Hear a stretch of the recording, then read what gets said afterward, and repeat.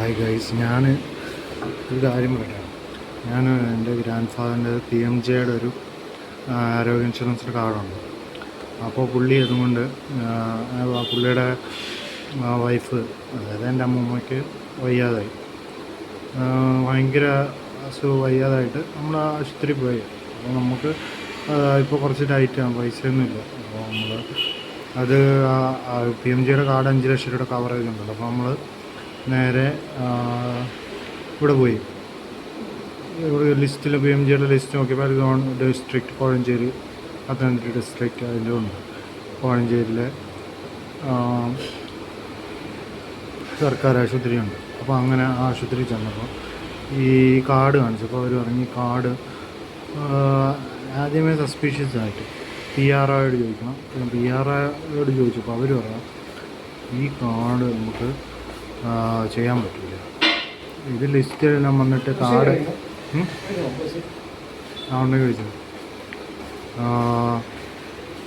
അപ്പോൾ നമ്മൾ ഈ കാർഡ് അങ്ങോട്ട് ചെന്ന് കഴിഞ്ഞപ്പോൾ ഒരു പറയാം ഈ കാർഡ് പറ്റും. ഞാൻ വെച്ചാൽ എന്തുകൊണ്ട് ഈ കാർഡ് പറ്റും?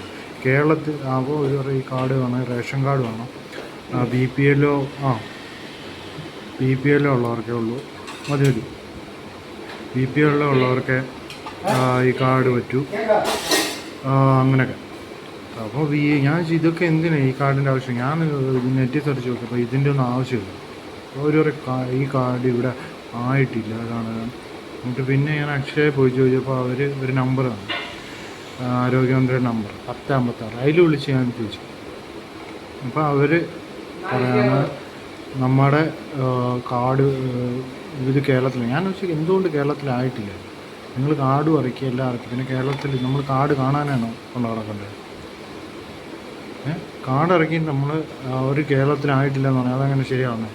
നമ്മൾ ഗൂഗിളിലെല്ലാം സെർച്ച് ചെയ്യുക, കേരളത്തിലായിട്ടില്ലെന്ന് ഒരു ഇതുമില്ല. ഇവരുടെ തോന്നിയ പോലെ അവർ ആക്കൂല, ഇവരുടെ പദ്ധതി മാത്രം അവരാക്കും. അതാണ് എന്ത് ബുദ്ധിമുട്ടാണ്. ബാക്കി ഇങ്ങനെ കഷ്ടപ്പെട്ട് ഇപ്പോൾ ഒരു പദ്ധതി ഉണ്ടെന്ന് വിചാരിച്ചിട്ട് അവരിത് യൂസ് ചെയ്യാൻ വേണ്ടി വരുമ്പോൾ അവർക്കത് കിട്ടുന്നില്ല. എന്തോന്ന് തോന്നിയ ദിവസമാണ് ഇതൊക്കെ.